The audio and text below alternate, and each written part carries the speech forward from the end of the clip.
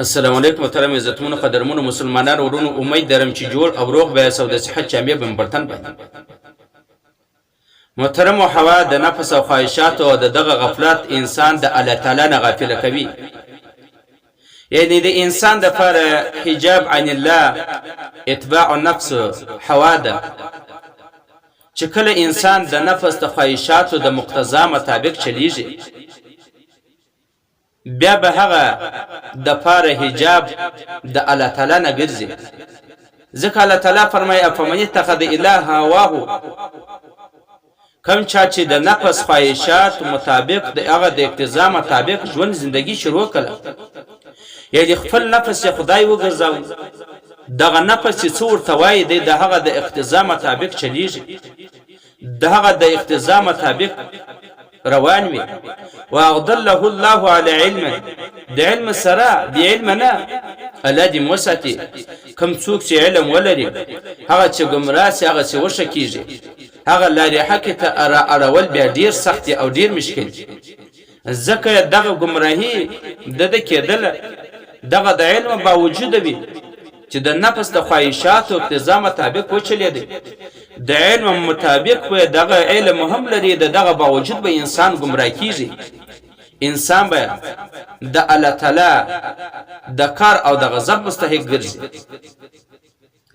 حوا پر دوه قسمه ده، یو حوا د نفس د خواهشاتو ده، بل حوا د قلب ده. حوا د نفس د خواهشاتو دا ظاهري ده او د دې علاج هم ډیر اسانه دی. بل حوا د قلب ده، دا حوا دا معنی معنوي ده، د دې علاج هم ډیر سخت دی.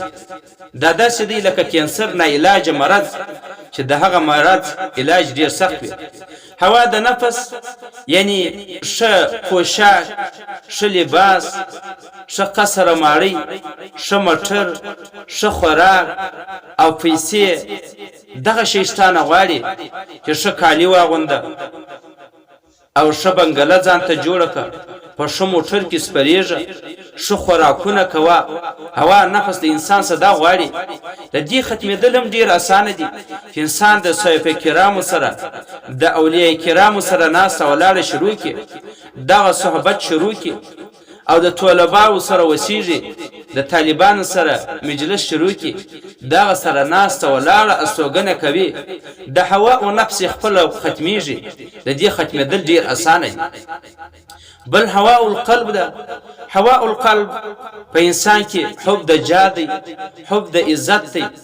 دا چې کله په انسان کې رااله دا بیا د دې مرض معلومېدل هم ډیر مشکل دي او دا به په ډیره سختي سره ختمېږي.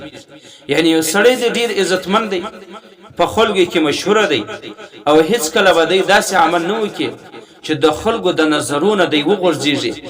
د حب د جاه چې په ده کې رااله، د حب د عزت په ده کې رااله، دا ختمېدل بیا ډیره مشکله وي. دا بیا په اساني باندې نه ختمېږي. یعنی حوا او نفس خواهشات او اقتضا مطابق چې سړی ولاړي هغه به بیا د تباهي سره مخامخ وي.